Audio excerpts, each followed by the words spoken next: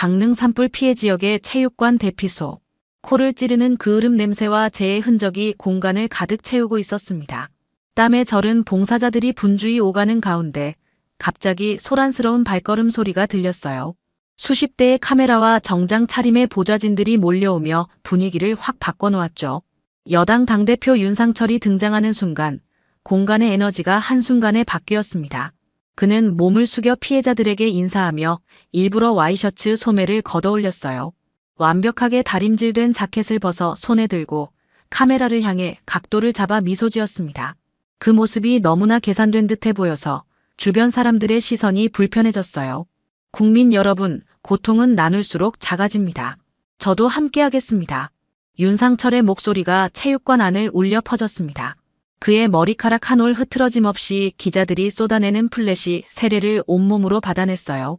배식대로 향한 그의 발걸음은 느리고 의도적으로 무거워 보였죠. 마치 국민의 아픔을 함께 짊어진 지도자의 무게를 보여주려는 듯한 걸음걸이였습니다. 배식대 앞에 서서 국을 받으려는 찰나 윤상철의 시선이 국을 떠주는 봉사자에게 닿았어요. 허리가 굽은 할머니 김옥분이 묵묵히 국자를 움직이고 있었습니다. 자원봉사 조끼를 입었지만 낡은 운동화와 굳은 손이 역력했죠. 햇볕에 그을린 얼굴, 마디가 굵은 손가락이 국자를 움켜쥔 모습이 카메라에 그대로 잡혔습니다. 그 순간 윤상철의 표정이 미세하게 굳어졌어요. 카메라는 포착하지 못했을 찰나의 변화였지만 그의 눈빛이 차갑게 변했음을 가까이 있는 사람들은 느낄 수 있었습니다.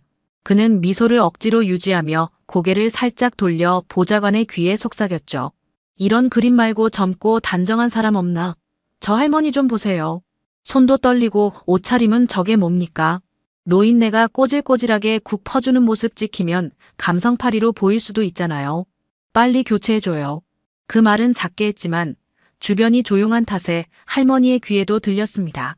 김옥분의 국 퍼는 손이 살짝 멈추고 그녀의 눈에 순간적으로 상처가 스쳤어요. 하지만 이내 아무렇지 않은 듯 다시 다음 사람에게 국을 뜨기 시작했죠. 수십 년 동안 쌓아온 담담함이 그녀의 자세를 지탱해주고 있었습니다. 그 모든 장면을 구석에 서 있던 중년 남자 박재민이 표정 하나 바꾸지 않고 스마트폰으로 조용히 촬영하고 있었어요. 검은 마스크로 얼굴 절반을 가렸지만 그의 눈빛엔 묘한 긴장감이 서려 있었습니다. 손가락은 흔들림 없이 녹화 버튼을 누르고 있고 그의 시선은 윤상철과 김옥분 사이를 날카롭게 오가고 있었죠. 저녁 뉴스 시간, 전국의 시청자들이 TV 앞에 모여들었습니다. 여당 윤상철 당대표 강릉 산불 피해 대피소 방문. 자막과 함께 그의 생색내기 발언과 배식 장면이 그대로 전파를 탔어요. 그런데 예기치 않게 뉴스 화면 속에서 윤상철의 속삭임이 고스란히 들렸습니다. 마이크가 우연히 그의 모욕적인 발언을 포착한 것이죠. 스튜디오의 앵커는 당황한 기색이 역력했어요. 잠시 머뭇거리다 방금 들으신 발언에 대해 당사자의 해명을 듣고 있습니다라고 언급했지만 이미 SNS에는 해당 클립이 확산되고 있었습니다. 시청자들의 분노는 순식간에 들불처럼 번졌죠. 저 입으로 어떻게 국민과 함께하겠다는 말이 나오나요? 실제 모습은 저런 사람이었군요. 할머니께 너무 신뢰되는 발언 아닙니까? 라는 댓글들이 쏟아졌습니다. 특히 할머니를 꼬질꼬질하다고 표현한 부분에 분노가 집중됐어요. 그런데 수많은 댓글 중 하나가 유독 사람들의 눈길을 끌었습니다. 잠깐만요. 저국 퍼주던 분, 김옥분 전 행정안전부 재난관리국 국장 아닌가요? 이 댓글은 순식간에 수천 개의 좋아요를 받았어요. 댓글 작성자는 이어서 과거 뉴스 캡처와 보고서, 사진을 올렸습니다. 이게 바로 그분이 작성했던 동해안 산불 리스크 보고서입니다. 그리고 이 보고서가 묵살된 후 김옥분 국장이 갑자기 물러났던 사건 기억하시나요? 사람들은 충격을 받았습니다. 과거 행정부의 고위 공직자였던 사람이 지금은 자원봉사자로 국을 퍼주고 있었던 것이죠.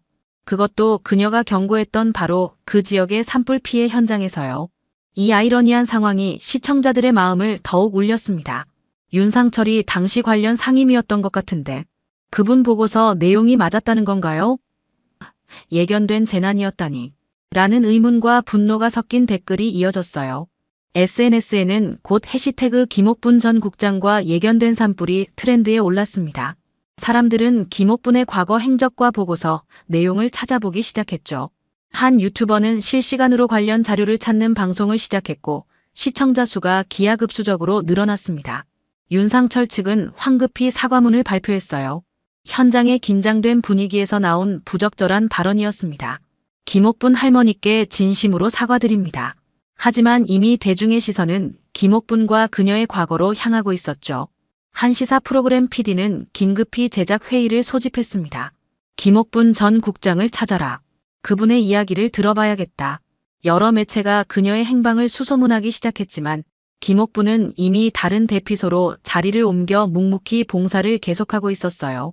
김옥분의 과거가 세상에 드러나기 시작했습니다. 10년 전 그녀는 행정안전부 재난관리국 국장으로 동해안 산불 고위험 지역 분석 보고서를 주도했어요. 언론사들이 발굴한 자료에 따르면 김옥분은 당시 강릉, 해안가를 따라 계획된 대규모 리조트 개발을 강하게 반대했습니다. 산림과 바다가 만나는 지점은 건조기에 극도로 위험합니다. 바람의 방향과 속도를 고려할 때 이 지역 개발은 재검토되어야 합니다. 보고서에 담긴 그녀의 경고였죠. 하지만 이 보고서는 개발을 추진하던 윤상철 의원의 압력으로 묻혔고 결국 김옥분은 자리에서 물러나야 했습니다. 더 충격적인 사실은 문제의 리조트가 이번 산불로 완전히 전소되었다는 점이었어요.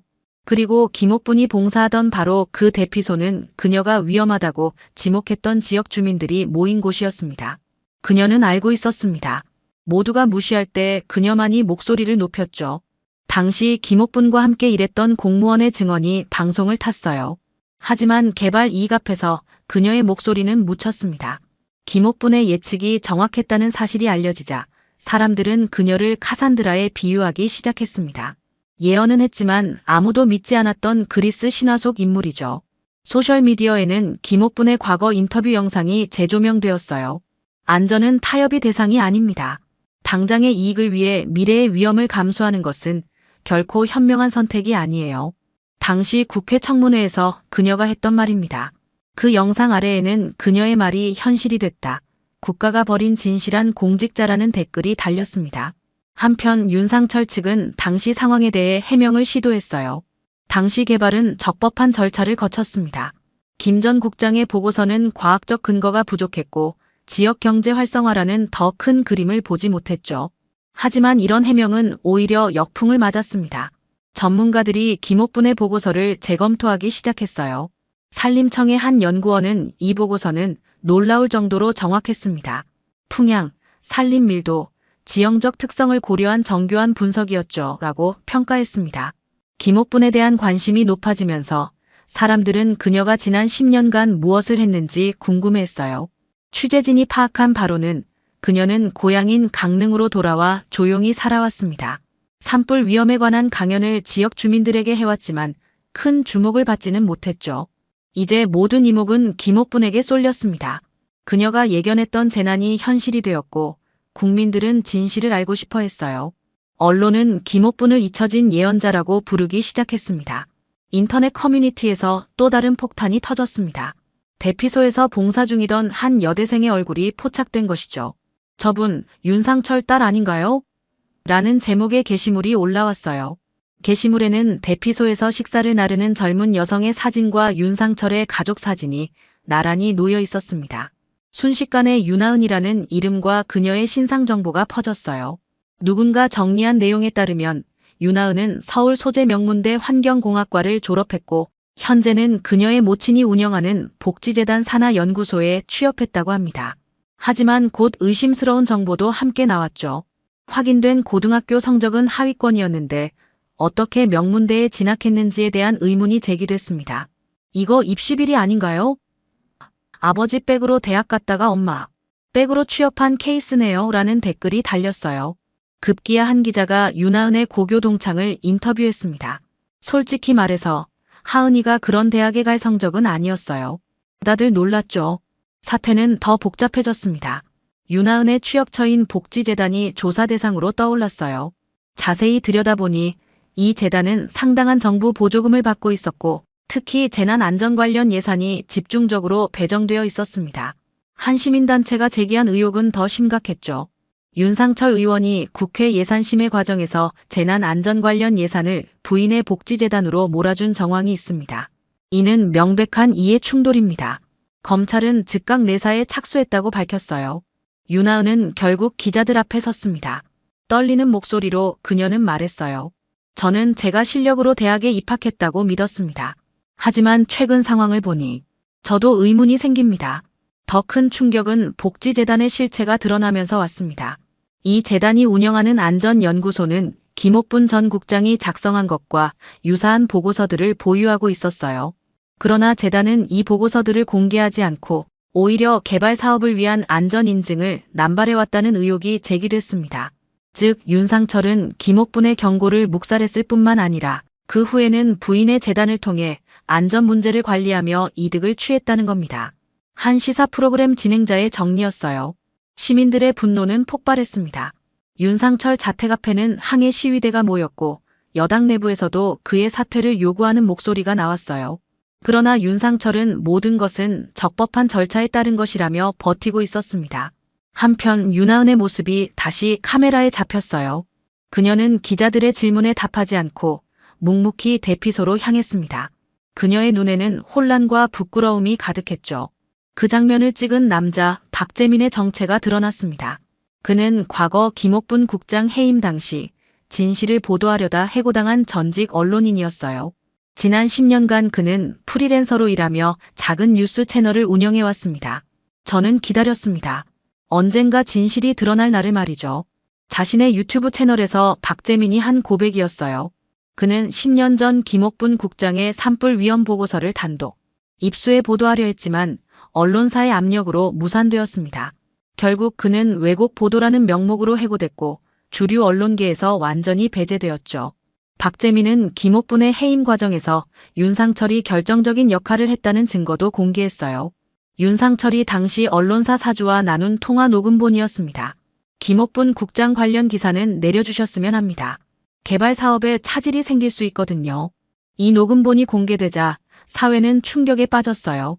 당시 윤상철은 국회의원으로서 지역 개발을 지원하는 것이 당연하다고 항변했지만 김옥분을 직접적으로 해임시키려 한 증거가 드러난 것은 처음이었습니다. 박재민은 촬영한 영상을 제대로 편집해 침묵의 보고서, 잊혀진 재난예보자라는 제목으로 유튜브에 공개했어요. 영상은 김옥분의 과거 경력과 보고서 내용, 그리고 윤상철의 모욕적인 발언을 교차 편집해 강렬한 대비를 보여주었습니다. 이 나라는 경고하는 사람을 버리고 경고를 무시한 사람을 승승장구하게 했습니다. 그 결과가 오늘의 참사입니다. 박재민의 내레이션이 많은 이들의 가슴을 울렸죠. 이 영상은 단 3일 만에 조회수 500만을 넘기며 사회적 파장을 일으켰어요. 주요 언론사들도 더 이상 이 사안을 외면할 수 없게 되었습니다. 10년 전 묻혔던 보도가 다시 수면 위로 떠오른 것이죠. 박재민은 여러 방송 프로그램에 출연 요청을 받았지만 대부분 거절했어요. 저는 더 이상 주목받는 기자가 되고 싶지 않습니다. 다만 진실이 알려지길 바랐을 뿐이죠. 그런 그가 유일하게 응한 인터뷰는 김옥분과의 대담이었습니다. 두 사람은 카메라 앞에서 처음 만났어요. 국장님, 제가 결국 약속을 지켰습니다라는 박재민의 첫마디에 김옥분은 눈시울을 붉혔습니다. 당신 같은 언론인이 있어 다행입니다.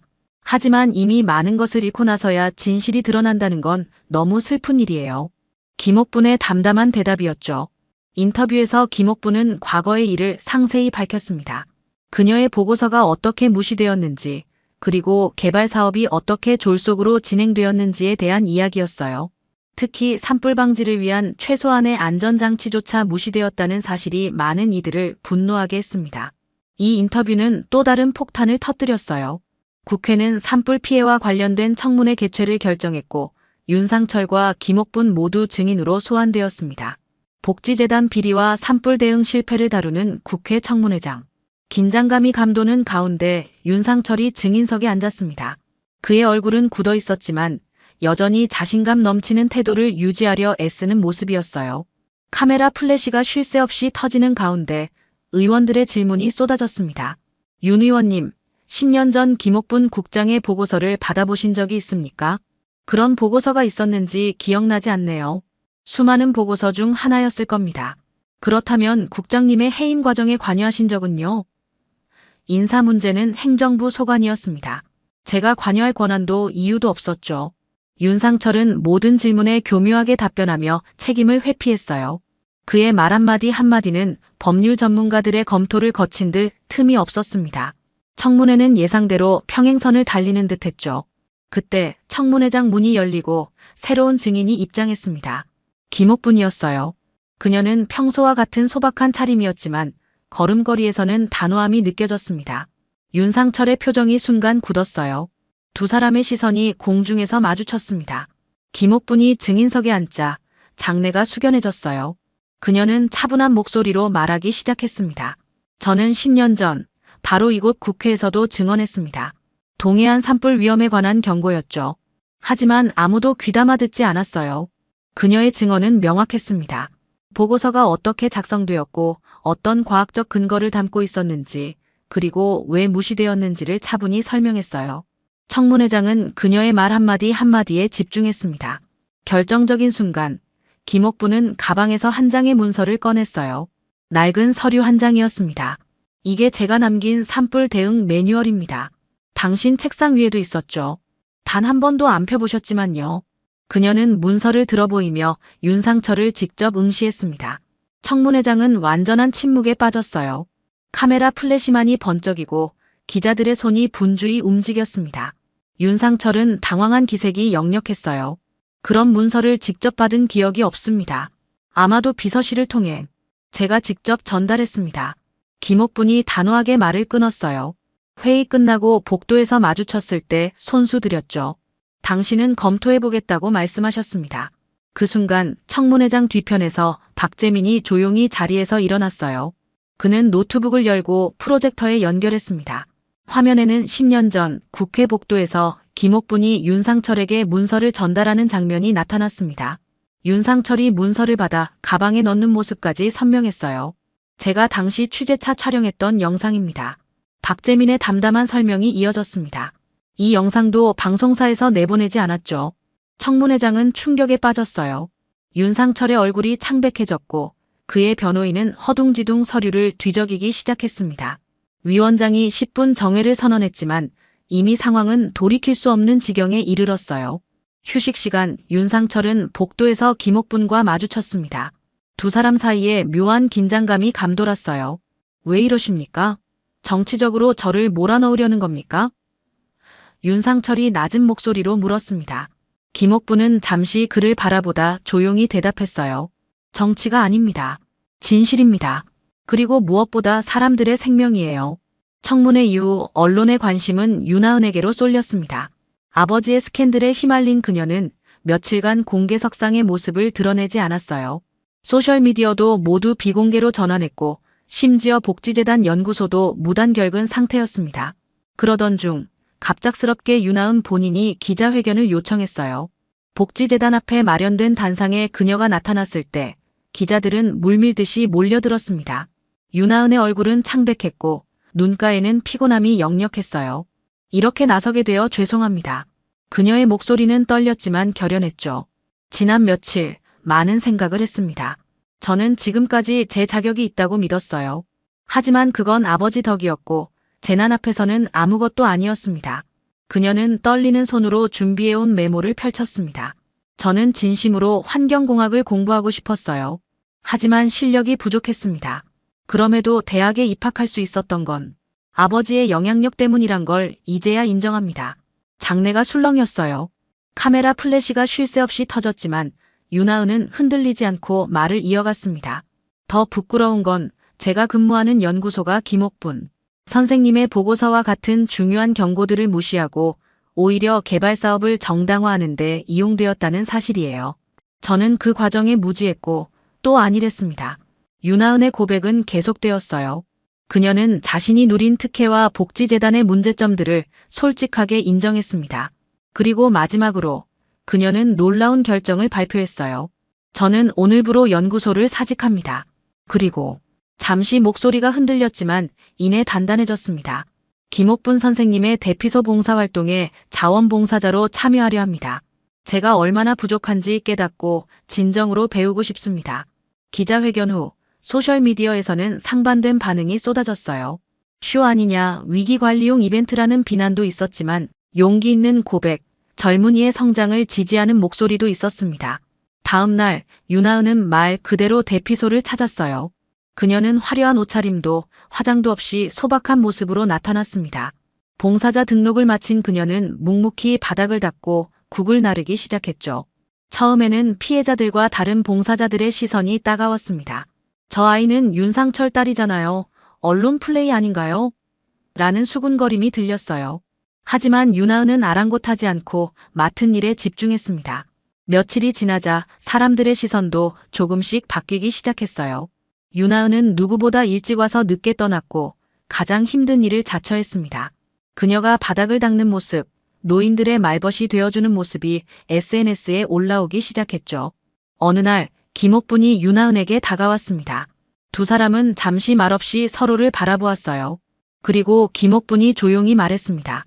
내일은 내 옆에서 국 좀 퍼줄래요? 윤하은의 눈에 눈물이 고였습니다. 감사합니다. 배우겠습니다. 산불 발생 2달 후 강릉의 모습은 여전히 상처투성이었습니다.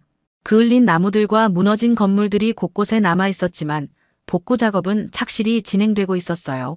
그 중심에는 변화된 인물들의 모습이 있었습니다.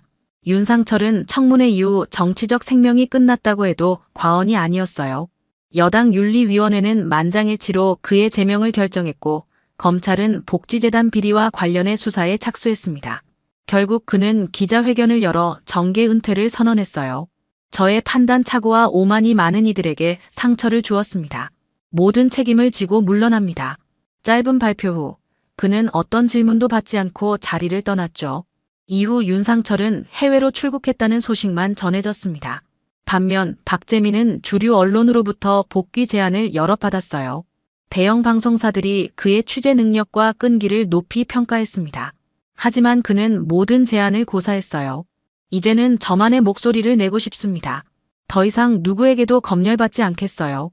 박재민은 자신의 뉴스 채널을 계속 운영하며 시민들과 직접 소통하는 길을 택했습니다. 그의 구독자 수는 100만 명을 넘어섰고 침묵의 보고서 시리즈는 다양한 사회 문제를 파헤치는 대표 콘텐츠가 되었죠. 김옥분에게는 새로운 변화가 찾아왔습니다. 그녀는 여전히 대피소에서 봉사활동을 이어갔지만 이제는 많은 사람들이 그녀를 알아보고 존경을 표했어요. 강릉시는 그녀를 산불 대응 시민자문관으로 공식 위촉했고 그녀의 목소리는 재난 대응 정책에 실질적인 영향을 미치기 시작했습니다. 10년 전 무시당했던 매뉴얼이 이제 정책이 되는 것을 보니 감회가 새롭네요. 김옥분은 인터뷰에서 담담히 말했어요. 하지만 이것이 끝이 아닙니다. 우리는 앞으로도 자연의 경고에 겸허하게 귀 기울여야 합니다. 가장 극적인 변화는 윤하은에게서 나타났어요. 그녀는 처음 약속했던 대로 대피소 봉사를 꾸준히 이어갔고 마침내 주변의 인정을 받기 시작했습니다. 더 놀라운 것은 그녀가 다시 공부를 시작했다는 점이었죠.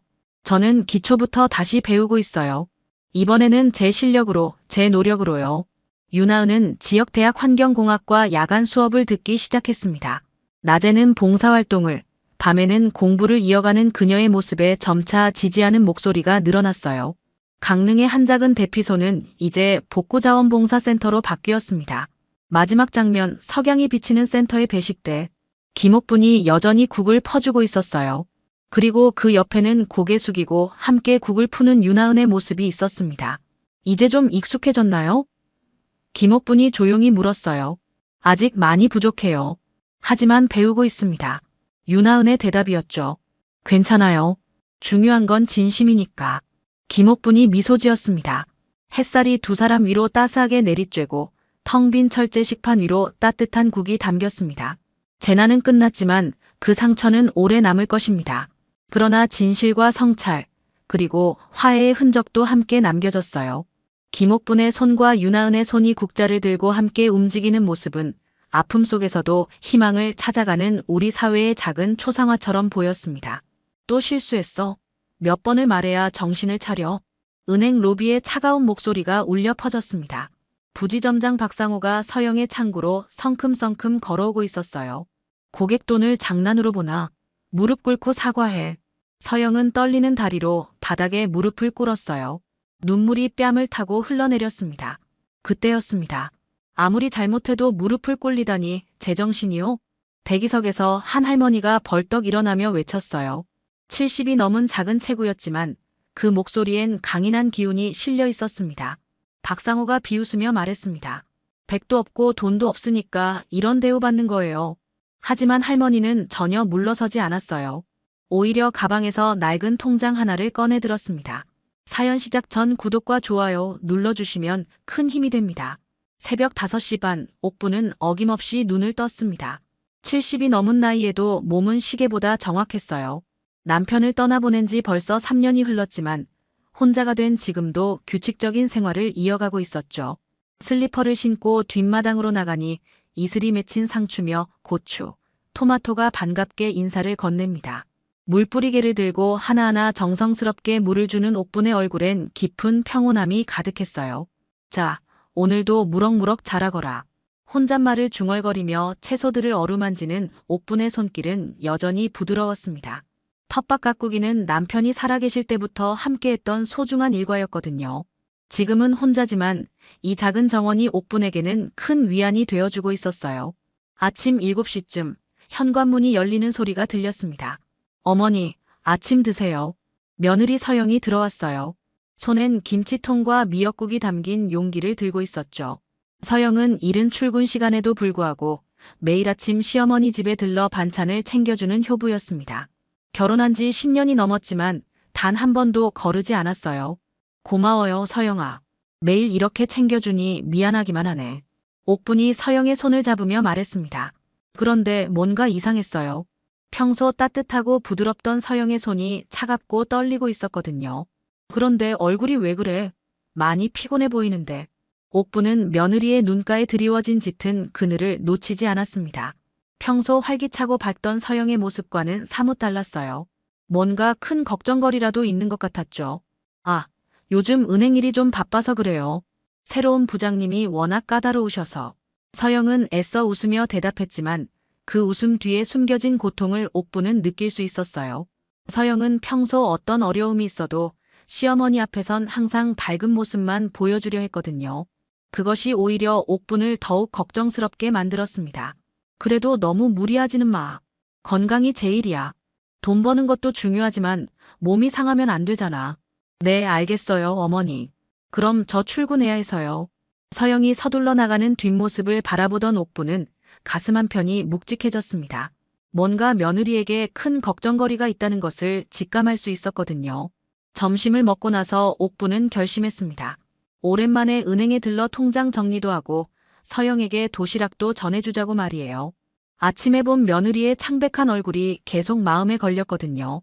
정성껏 김밥을 싸고 서영이 좋아하는 사과와 바나나까지 챙긴 옥분은 오후 2시경 집을 나섰습니다. 버스를 타고 시내로 향하는 동안에도 서영의 떨리던 손길이 자꾸만 떠올랐어요. 시내은행에 도착한 옥분은 번호표를 뽑고 대기석에 앉았어요. 창구 너머로 보이는 서영의 모습이 한눈에 들어왔죠. 그런데 뭔가 심상치 않았습니다. 평소 침착하고 능숙하게 업무를 처리하던 서영의 손이 눈에 띄게 떨리고 있었거든요.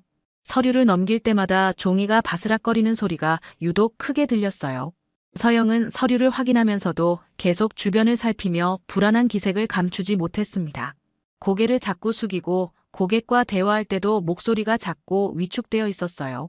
평소 자신감 넘치며 밝은 미소로 고객을 맞이하던 며느리의 모습과는 천지 차이였습니다. 지금의 서영은 마치 언제 혼날까봐 전전긍긍하는 어린아이 같았어요. 다른 직원들과의 관계도 예전 같지 않았습니다. 옆자리 동료가 뭔가 물어봐도 서영은 과도하게 조심스러워하며 대답했어요.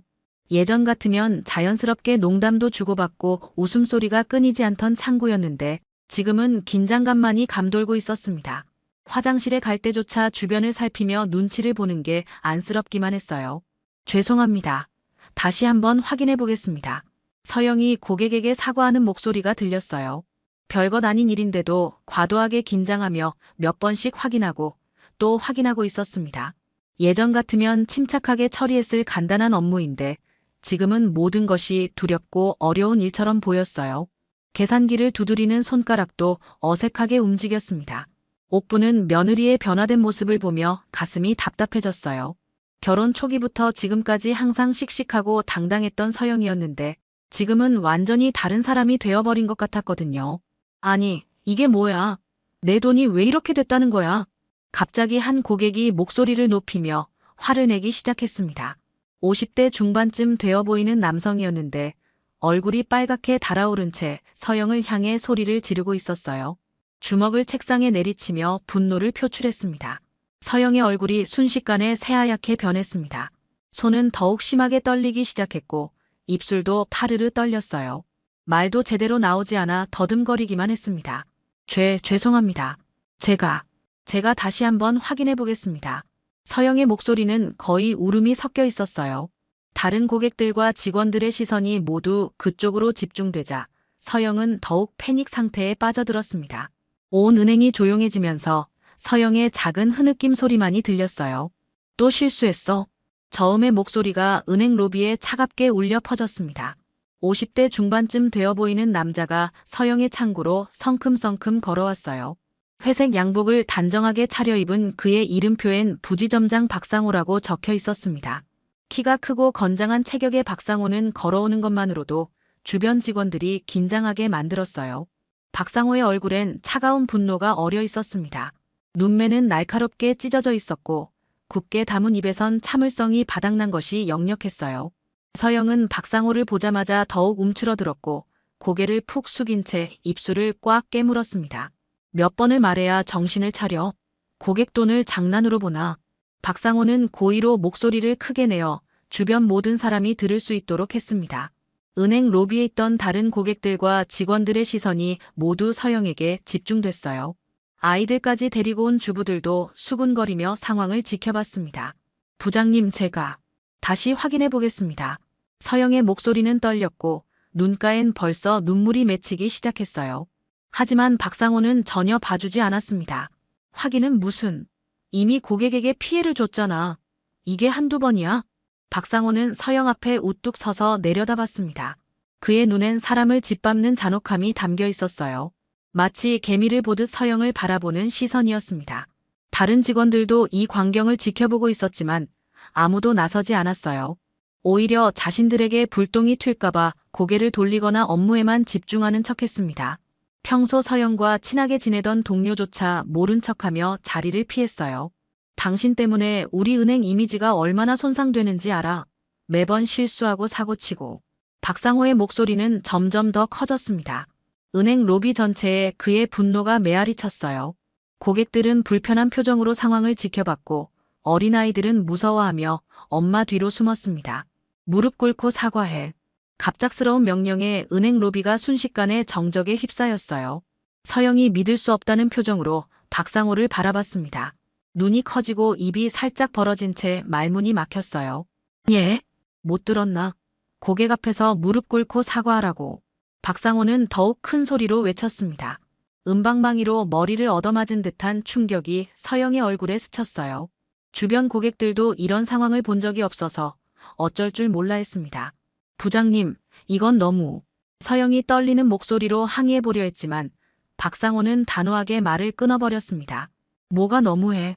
실수했으면 책임져야지. 빨리 안 해. 결국 서영은 떨리는 다리로 자리에서 일어났습니다. 온 은행의 시선이 집중된 가운데 그녀는 천천히 바닥에 무릎을 꿇었어요. 눈물이 뺨을 타고 흘러내렸고 어깨는 작게 떨렸습니다. 평생 이런 굴욕을 당해본 적이 없던 서영에게는 견디기 어려운 순간이었어요. 아무리 잘못해도 무릎을 꿇리다니 제정신이요? 옥분이 대기석에서 벌떡 일어나며 외쳤습니다. 그동안 가만히 지켜보던 그녀의 눈엔 분노의 불꽃이 타오르고 있었어요. 70이 넘은 나이에도 그 목소리엔 젊은이 못지않은 기운이 실려 있었습니다. 작은 체구였지만 당당한 자세로 박상호를 노려보는 모습은 위압적이기까지 했어요. 은행 로비에 있던 모든 사람들이 옥분을 바라봤습니다. 무릎을 꿇고 있던 서영도 고개를 들어 시어머니를 봤어요. 눈물로 범벅이 된 얼굴에 놀라움과 안도감이 동시에 스쳤습니다. 할머니, 여기서 뭐 하세요? 가족이에요? 박상호가 비웃듯 말했습니다. 하지만 옥분은 전혀 물러서지 않았어요. 오히려 한 걸음 더 앞으로 나아가며 박상호와 정면으로 마주섰습니다. 네, 제 며느리요. 사람이 실수를 했다고 해서 이렇게 모욕을 주는 게 맞습니까? 옥분의 목소리는 떨리지 않았어요. 오히려 확고하고 단호했습니다. 주변 고객들도 이 작은 할머니의 용기에 감탄하며 상황을 지켜봤어요. 실수라고요? 이게 한두 번입니까? 고객 돈 갖고 장난치는 직원을 어떻게 놔둡니까? 박상호는 목소리를 더욱 높였어요. 하지만 옥분도 지지 않았습니다. 오히려 더욱 당당하게 맞섰죠. 그럼 제대로 교육을 시키시든지 아니면 대화로 해결하시든지 해야죠. 사람을 무릎 꿇리는 게 교육입니까? 이게 사람 대접하는 겁니까? 옥분의 말에 주변 고객들이 고개를 끄덕이기 시작했어요. 누군가는 맞는 말씀이다라고 중얼거렸고 다른 사람들도 동조하는 분위기였습니다.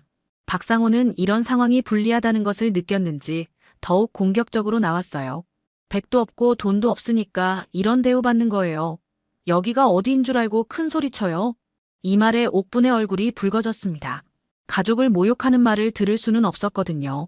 백도 없고 돈도 없다고요? 그런 식으로 사람을 판단하시는 겁니까? 돈이 있으면 사람을 무릎 꿇려도 되고 없으면 개처럼 굽실거려야 하는 겁니까? 옥분의 목소리에 분노가 섞였어요. 주변 고객들도 박상호의 말에 눈살을 찌푸렸습니다. 아이를 데리고 온 젊은 엄마는 저런 사람이 은행 부장이라니라고 혀를 찼어요. 보안팀 불러요. 그리고 이 직원 당장 해고 조치하세요. 박상호가 손을 들어 보안 요원을 부르자 상황은 걷잡을 수 없이 악화되기 시작했어요. 서영은 더욱 오열했고 다른 고객들도 웅성거리기 시작했습니다. 몇몇 사람들은 휴대폰을 꺼내 상황을 촬영하기 시작했어요. 해고요? 우리 며느리가 뭘 잘못했다고 해고를 해요? 옥부는 박상호 앞으로 성큼 다가갔습니다. 나이 차이에도 불구하고 전혀 기죽지 않는 모습이었어요. 당신 같은 사람 때문에 얼마나 많은 직장인들이 고통받는지 아세요? 권력으로 사람을 짓밟는 게 그렇게 재미있으세요? 옥분의 말 한마디 한마디가 박상호의 가슴에 비수처럼 꽂혔어요. 하지만 그는 더욱 고집을 부렸습니다. 옥분은 잠시 숨을 고르며 박상호를 똑똑히 바라봤습니다. 주변의 시선과 웅성거림에도 불구하고 그녀는 차분함을 유지했어요. 그리고는 천천히 가방을 열기 시작했습니다. 가방 깊숙한 곳에서 낡은 가죽 케이스를 꺼내 들었어요. 그 케이스 안에는 남편이 생전에 옥분에게만 알려준 비밀 통장이 들어 있었습니다. 갈색빛이 바랜 오래된 통장이었지만 그 안에는 남편과 함께 평생에 걸쳐 조금씩 모아온 돈이 고스란히 들어 있었죠. 남편이 젊은 시절 작은 사업으로 벌어놓은 돈과 두 사람이 평생 절약하며 모은 돈이 세월과 함께 불어난 것이었어요. 어머니, 무슨 일이세요? 서영이 무릎을 꿇은 채로 걱정스럽게 물었습니다. 시어머니가 이런 상황에서 갑자기 가방을 뒤지는 모습이 의외였거든요.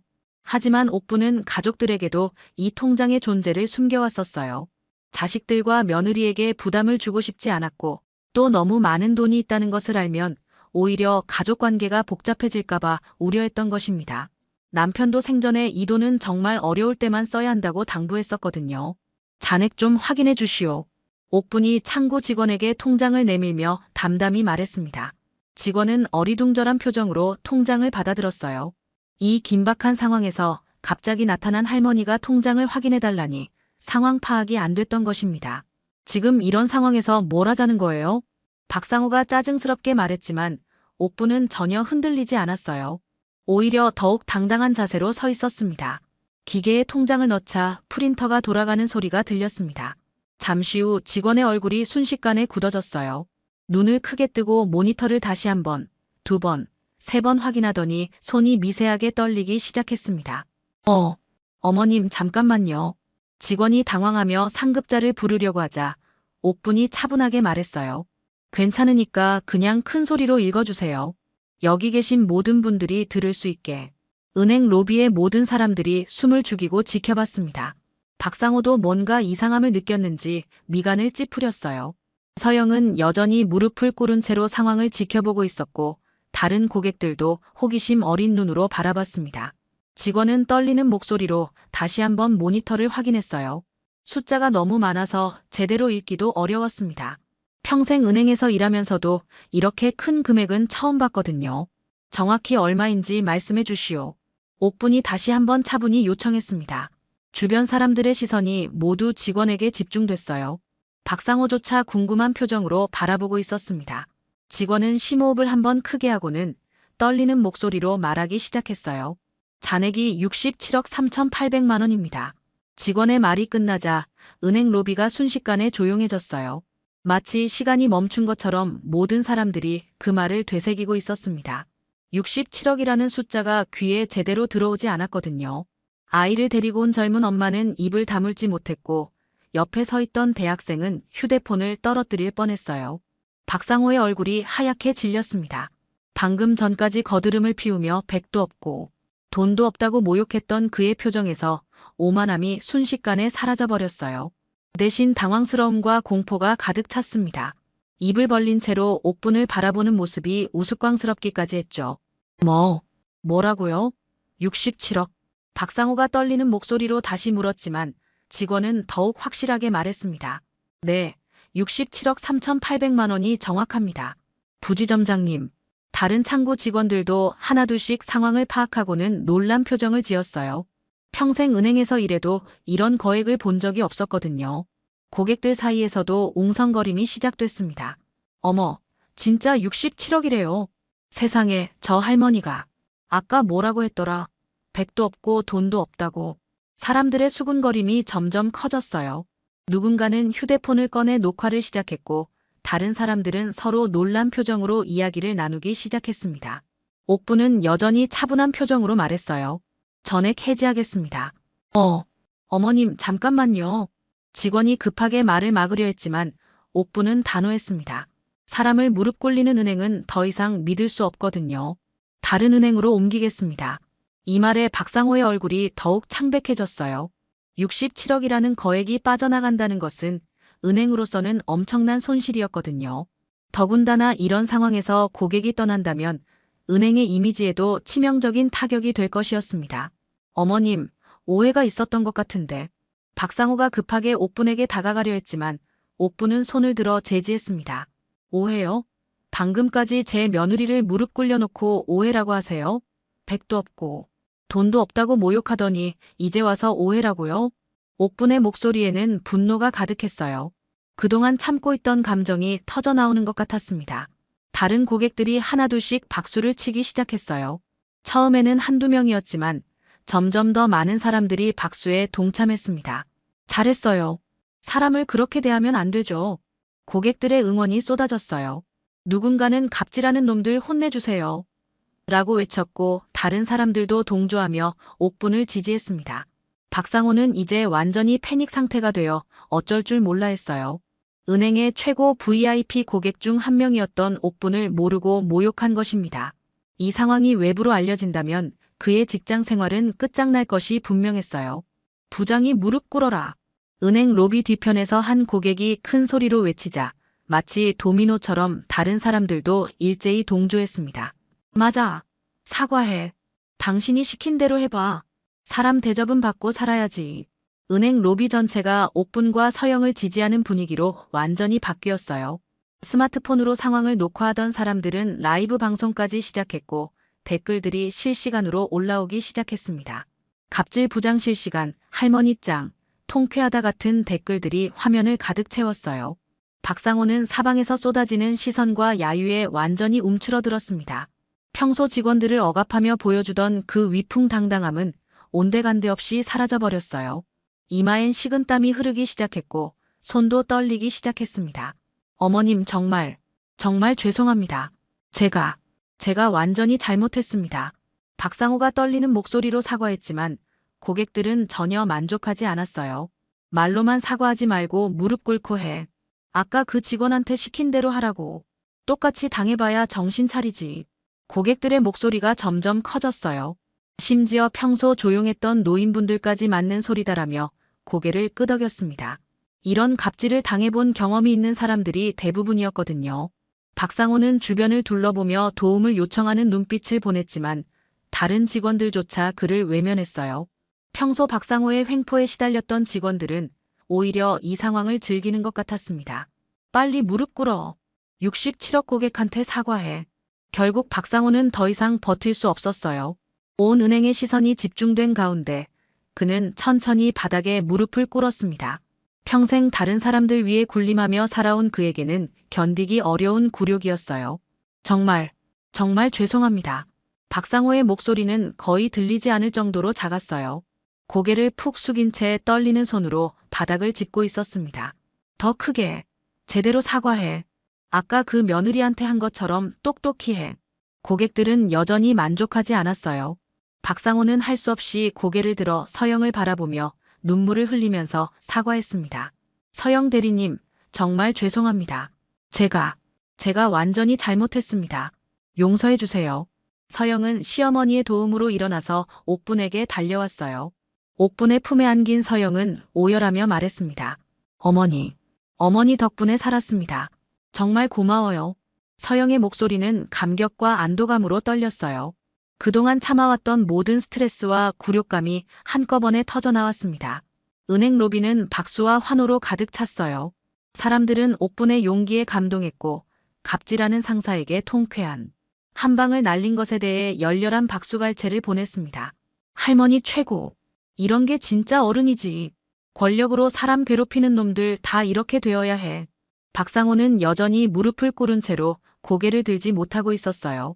이 순간이 평생 잊을 수 없는 치욕의 기억으로 남을 것이 분명했습니다. 며칠 후 새로 부임한 지점장이 직접 옥분의 집을 찾아왔습니다. 정중한 자세로 현관문 앞에서 깊숙이 고개를 숙이며 진심 어린 사과를 드렸어요. 그의 이름은 김지훈 지점장이었는데 본점에서 이 사태를 수습하기 위해 급파된 인물이었습니다. 이번 일로 정말 많은 상처를 드렸을 텐데 진심으로 사과드립니다. 저희 은행이 고객님께 이런 무례를 범한 것에 대해 변명의 여지가 없습니다. 김지훈 지점장은 옥분 앞에서 허리를 구부린 채로 오랫동안 고개를 숙였어요. 그의 진실한 모습에 옥분도 마음이 누그러졌습니다. 일어나세요. 당신 잘못은 아니잖아요. 아닙니다. 저희 은행에서 일어난 일이니 제가 책임져야 합니다. 앞으로는 절대 이런 일이 일어나지 않도록 직원 교육과 시스템을 완전히 개편하겠습니다. 김지훈 지점장의 말에는 진정성이 담겨 있었어요. 그는 단순히 형식적인 사과가 아니라 진심으로 반성하고 있었습니다. 한편 박상호는 그 다음 날 즉시 해고 조치됐습니다. 온라인에 퍼진 영상과 여론의 압박, 그리고 은행 본점의 결정이었어요. 수십 년간 쌓아온 경력이 하루아침에 무너져버린 것입니다. 그동안 그가 괴롭혔던 많은 직원들이 제보한 갑질 사례들도 줄줄이 드러났고 복직은 영원히 불가능해졌어요. 서영은 본점 감사팀으로 특별 발령을 받았습니다. 그동안 억눌려 있던 서영의 실력과 성실함이 제대로 평가받을 기회를 얻게 된 거죠. 새로운 부서에서 서영은 다시 예전의 밝고 자신감 넘치는 모습을 되찾았어요. 어머니, 정말 감사해요. 어머니가 아니었다면 저는 계속 그런 굴욕 속에서 살았을 거예요. 서영이 옥분의 손을 잡고 눈물을 흘렸어요. 새 직장에서의 첫 월급을 받은 날이었습니다. 고마워할 것 없어. 당연한 일을 한 것뿐이야. 옥분은 평소처럼 뒷마당에서 손자 민준이와 함께 텃밭을 가꾸고 있었어요. 올해 12살이 된 민준이는 할머니 옆에서 호미질을 도우며 물었습니다. 할머니, 그때 정말 무섭지 않았어요? 저라면 떨어서 아무 말도 못했을 것 같은데. 옥분은 손자의 머리를 쓰다듬으며 따뜻하게 웃었습니다. 주름진 얼굴에 온화한 미소가 번졌어요. 무서웠지, 민준아. 할머니도 사람인데 어떻게 안 무서웠겠니? 하지만 돈이 우리를 지켜준 게 아니야. 용기가 우리를 지킨 거란다. 용기요? 그래. 잘못된 걸 잘못됐다고 말할 수 있는 용기. 약한 사람을 보호할 수 있는 용기 말이야. 민준이는 할머니의 말을 곱씹으며 고개를 끄덕였어요. 저녁 식사 시간, 온 가족이 함께 모여 앉았습니다. 서영은 예전의 밝은 모습을 완전히 되찾았고 아들 민준이도 엄마의 환한 웃음을 보며 행복해했어요. 서영의 남편 재호도 아내가 다시 생기를 찾은 모습에 안도의 한숨을 쉬었습니다. 어머니, 정말 대단하세요. 저도 어머니처럼 용기 있는 사람이 되고 싶어요. 재호가 시어머니를 바라보며 진심으로 말했어요. 창밖으론 따뜻한 석양이 지고 있었고 식탁에는 가족들의 웃음소리가 끊이지 않았습니다. 평범했지만 소중한 일상이 다시 시작된 것입니다. 옥분은 가족들의 행복한 모습을 바라보며 마음 깊이 만족스러워했어요. 때로는 용기 하나만 있어도 세상을 바꿀 수 있다는 걸 온 가족이 함께 깨달은 소중한 시간이었습니다.